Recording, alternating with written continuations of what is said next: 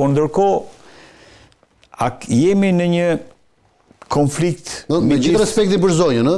Jo, okej. A jemi në një konflikt midis Shteteve të Bashkuara të Amerikës dhe Europës, apo Europës them BE, Britania e Madhe, në raport me qëndrimin që duhet mbahet ndaj kryeministit Rama? Jo, jemi në një mos koordinim, besoj që jemi në një mos koordinim për shkak të mënyrës që kanë zgjedhur palët. Amerikanët nuk kanë patur, besoj, asnjëherë iluzionin, sidomos kjo administratë e re është shkruar nga çdo iluzion.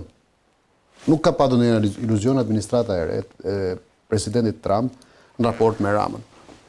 Ata gjithmonë kanë qenë vëzhgues distant, të largët të realitetit politik shqiptar dhe asnjëherë nuk kanë hyrë në raporte favorizuese as për Ramën, as për Berishën, për kërkënd. Ndërkohë që Bashkimi Evropian dhe vendet caktuara në Bashkimin Evropian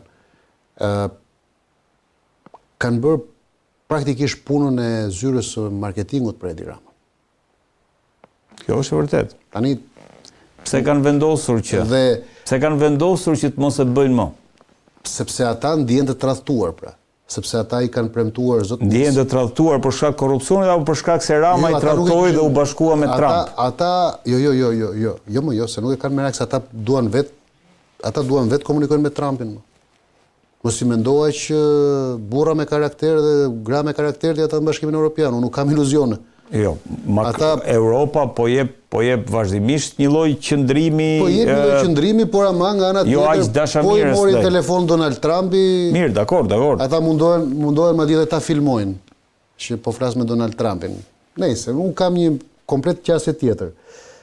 Unë mendoj që raporti që ka Bashkimi Evropian tani me Edi Ramën është një raport ku ata seriozisht ndoshta kanë dashur që ky njeri, ky zotni të hyjë në shtëpinë e tyre jo pa korrupsion, se s'kan iluzion ata.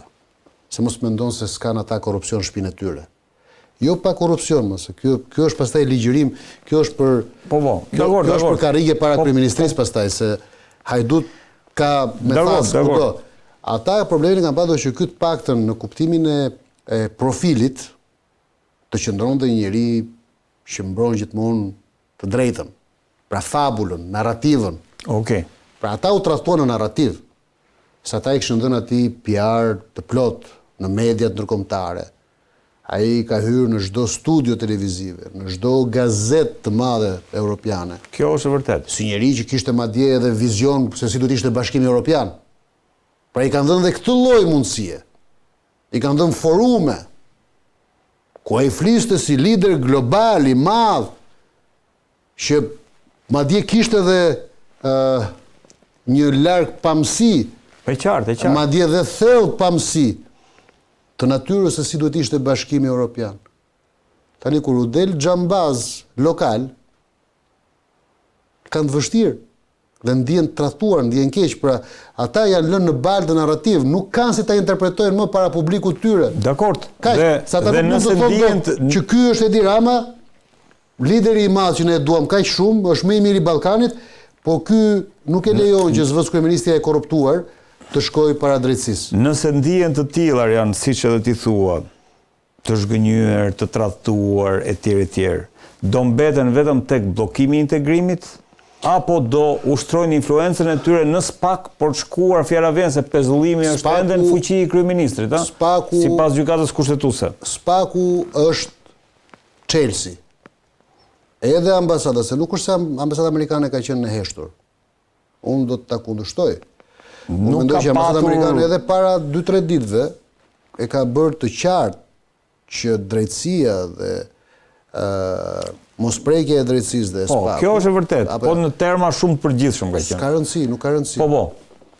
Pra, do mbetim vetëm te bllokimi Arian apo edhe tek besoj që kemi hyrë tek zona e acarit. Sepse dhe Rama regjia nëse është e mundur e thoshte që nuk mund të lejojmë SPAK që të ndikohet nga jemi ke zona e acarit, ai faktorëve të jashtëm. A do ndërhyjnë këta faktorë të jashtëm tek pushteti i pavarur gjyqësor? E them me pak fjalë, po ta them me fjalë shumë thjeshta atë, sepse këto janë pastaj tautologjira. Këto janë që të ngatrojnë analistët. Është shumë e thjeshtë. Bashkimi Evropian dhe Perëndimi po i thonë o zotni.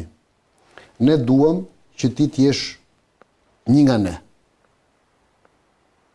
Po. Për arsyet që kanë ata. Po. Na pëlqejnë ne, ato janë arsyet që kanë ata. Ne kemi bërë një narrativ për ty. Dhe narrativa është kjo, që ti je njeri parimor, je i ditur, je i mençur, je paqebërës. Ti na krijon kushte që neve të komunikojmë edhe me liderët e tjerë të Ballkanit. Na jep komoditetin që neve të çojmë mesazhe. Okej. Pra, kjo është ideja. Ti je mbi. Asnjë lider në Ballkan, pra në këtë Europën juglindore, nuk është trajtuar si Edi Rama dhe nuk i është dhënë prioritet si Edi Ramës. Kjo është e vërtetë. Dhe batutat e tij janë të famshme, dhe ti je njëri i mediave, ti e di që çdo gjë spinohet. Okej. Nuk janë spinuar këtu. Nuk po flas për spinimin këtu, se këtu s'pyet njëri. Po flas për spinimin andej. Tani, në momentin që ne hym ke debati, unë jam timonjeri, dhe unë nuk pyes për vijën e kuqe, atëherë kemi hyrë në një tjetër lojë. Polici, semafori, ku ta bllokon polici ty patentën dhe ato të ke kaluar vijën e kuqe, ti mund të thosh jolla, isha me portokalli. Apo jo? Arjan, prit. Po. Dhe ti mund shkosh te komisioni, ti mund ta fitosh patentën. Pa ty mbat shënim. Këtë narrativën... Ku është të gjithë historia? Unë mendoj që Rama ka hyrë tek faza që dal nga dal, ati do t'i ngrihen barriera. Nëse, dhe unë mendoj që kjo do ndodh, drejtësia do ta vendos në teste të tjera të ngjashme. Edhe me vetë rastin Balluku. A mendon ti se Rama do e ketë më komoditetin të shfaqet si parimor? Pra një kërkesë e dytë. Dakor. Po jo, një kërkesë e tretë e Spakut. E Spakut. Okej. Një kërkesë për dikë tjetër. Mund shtoj dhe akuzat ndërkohë. Unë jam dakord. Pra, mund komplikohet sepse historia është e tillë që ndërkombëtarët po pyesin, ore si është e mundur që dy zëvendës kryeministra, njëri t'u dha kohë të arratisët pavarësisht se i ka dalë kundër, dhe tjetra nuk çohet para drejtësisë. Arjan. Pra dy money men, dy money people, se njëra është grua, dy money people, dy njerëz të parave, njëri u arratis. Të dy kanë përfunduar. Pra nuk u çuan para drejtësisë.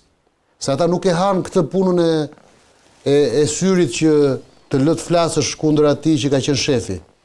Nuk e han këtë punë ata.